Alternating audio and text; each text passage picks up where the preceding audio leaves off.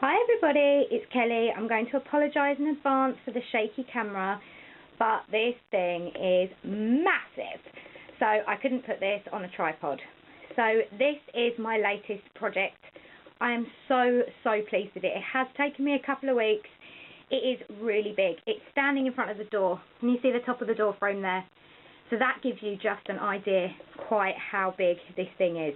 And if I move back a bit, look, you can see the stand there, right the way down to the floor. So if I start with the stand actually, what I did with this was I covered it in some texture paste and then I rubbed over it with Inca Gold in graphite. So that's all really textured and adds a bit of colour to that as well. And there was a bit of pattern down here on the feet already, so I just rubbed the Inca Gold over that. Then I started with this metal dress form. It's a full size, proper mannequin size dress form. And what I decided to do was to paper inside each and every single one of the gaps. And I've used the Graphic 45 Steampunk Debutante paper as my base paper for this. Then what I did, which I'm going to show you in a minute to make this practical, because this isn't just an altered dress form, this is actually a lamp. So what I did to make it practical was I also used in some places, especially the back, some rice paper, because I knew that rice paper was a lot more likely to let the light through. Oh, 2 seconds. Sorry about that. Right, I've sent my big daughter off with my little daughter, so we should get some peace for a while. So as I was saying, so I used the rice paper, and the reason I used the rice paper is because I looked at IKEA and their paper lamps, and what they use for their lamps is rice paper, as apparently it is flame retardant and it also lets the light through. Also, the lights in this are energy saving bulbs, so they don't get very hot, so obviously they're not likely to burn the paper, but I wouldn't suggest that you leave it lit unattended. Anyway, so I started with the paper, as I said, and then on this is obviously the design paper, the Steampunk Debutante paper, and then on the rice paper I used a number of stamps, and I used Stays On ink in teal, saddle brown and black. And I've got product names of the products I used on my blog if you want to go over there and check that out. So I started by covering the whole thing in paper, as I said, and then what I did over this side is this little man here on the hand. Can you see that? I need to, hold on, let me turn that a bit. I popped him up on some pop dots, and I popped up the little boy here as well. Then this is a blackbird, a wooden blackbird that I had, which I flocked, which looks really pretty there. And then this man here has let go of his pocket watch, so he's got some chain hanging from his hand down to his little pocket watch down here. And then the flying fish there also popped up on some pop dots. Then if I turn it back a little bit, and then if we move to this central panel, this is the only panel that's got one piece of paper for two separate panels. And the lady is behind, but her corset here is popped up on pop dots, as is the little sign. And all over this in various places are just these butterflies which I've cut from the paper line, and there's one there and there's one on the shoulder and a couple on the hat right at the top, just to tie the whole thing together.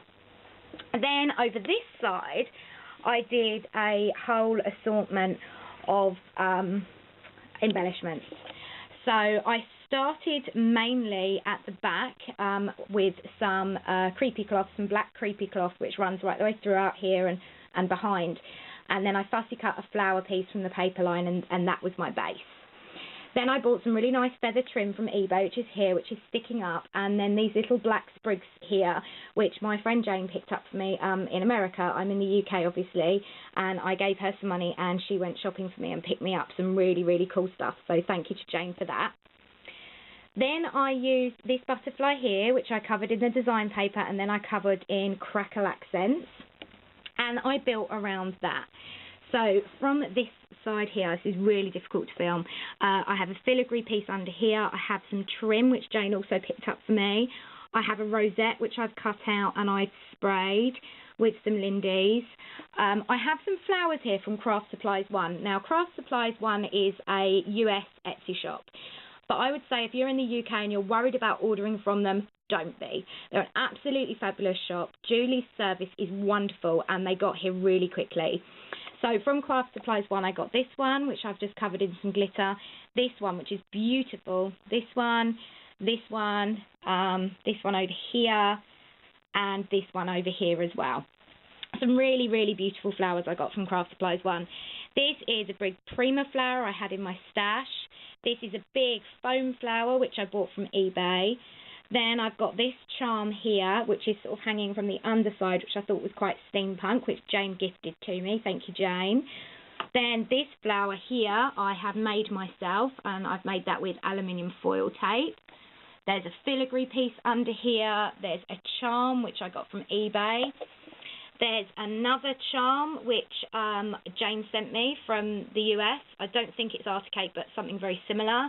There's another filigree, another flower from Craft Supplies 1. This is a Prima flower. Then this is a chipboard piece from Tando Creative, which I have covered in metal foil tape and then rubbed in Rub and Buff in teal. Under here I have a bead spray, which is from Craft Supplies 1 again. And that, I think, kind of takes us round this area, this embellished area. Then if I move up, down the middle here, I have this piece of chain, which I just thought made quite a nice effect, and it just runs down to the top of the lady here. Then at the top here, I have used this big skull in the middle, which is from my stash, and these are Prima wings, which I've painted black, and then I've covered in Inca Gold Platinum. And for this band of flowers here, there are a few Prima flowers in here, but most of these are metal filigree pieces, which I bent and twisted and bent a bit more with some pliers to kind of create some really cool shapes. And I think that there just gives that a really cool effect and makes that a lot more steampunk. Then on this shoulder, I've fussy cut some more flowers from the paper line and stuck them in there. And then in the armholes, I don't know how well you're going to be able to see that, in the armholes I've actually punched out within the paper butterflies all the way around, just to let a bit more light through there. Then on this side I have used some more of the feather trim that I used before, and again in that hole there they are some more punched out butterflies. Then at the top I have made this wonderful top hat. I started with a plain top hat, and we wanted it to be a bit more, so I got my husband to help me with this. I'd like to take the credit, but I can't. He suggested that we cut the top of the hat and put some wire in the middle, which we've done, and I think that gives it a really nice effect. And then the whole hat is done in the metal foil tape technique, which I learned from Ratch 0113. I've used this technique before, but I'm just giving her a shout out again, and the whole entire hat is covered in that. Then these goggles here are Steampunk goggles by Tando Creative, a really, really amazing company with some really cool things to alter. You should definitely check them out. And I've covered the main goggle bits with the design paper. Then I've again done the sort of metal foil technique. The front of the goggles here I've covered in watch parts, which I got from eBay. Then one goggle is this bronze colour and the other one is gold. And then I've got some gears on here, as you can see, with a bit more wire, which comes out to this really cool Articake in the shape of an eye at the side, which I'm really, really pleased with. Then all around the hat I've got this D-ring shaped trim, and then there's chain hanging from that. Bear with me 2 seconds and I shall turn it around and okay, so this is the back, and at the back there isn't really any of the design paper, it's mainly just the rice paper. And then I've used that metal foil technique again to write the word Steampunk across there. And in the corners of that we have some of the Prima brads. And then again, like I said, there's some of these little butterflies sort of dotted around in places. Then at the back of the top hat, as you can see, I've corset laced that up. We left a gap in the metal. And then I've made these two really cool big bows. And there's a big foam flower in the centre of that and some feathers coming out of the back there. Then around the neckline, I've covered that in texture paste, black texture paste, and I've added some glass tiles which I've altered and some little metal pieces which I've altered. And on the top of that there is some nuts and bolts, and then this whole thing for the light here has black texture paste all over it. What I'm going to do now is turn off the lights so that you can see what this looks like in action. So bear with me a minute. Around the floor, around the messy floor, excuse the messy floor. Right, I'm hoping that you're going to be able to see this. let's go back.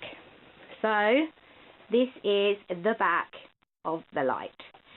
So the lights run right the way through the dress form, which I think looks absolutely amazing. So that is, these bulbs, like I said, are energy saving bulbs, so they do take a while to sort of brighten up a bit, but that is the light that you're getting out of the back of the lamp there. And then also there's another light, as you can see, out the top there, out of the hat.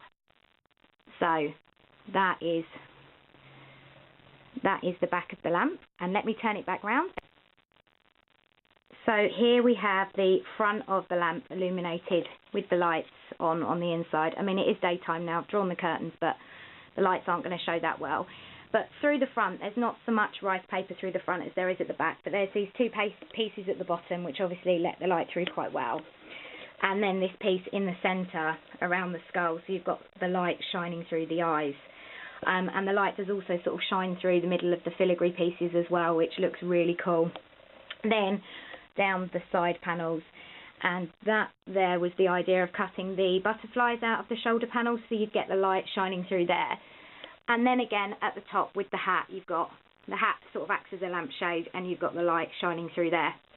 So yeah, I'm really, really pleased with it. It was an absolutely fantastic project, really, really, really good fun to make. Lots and lots and lots of photos and more descriptions and what have you on my blog. Please pop over and check it out. Leave me a comment, let me know what you think. Thank you everyone, see you soon.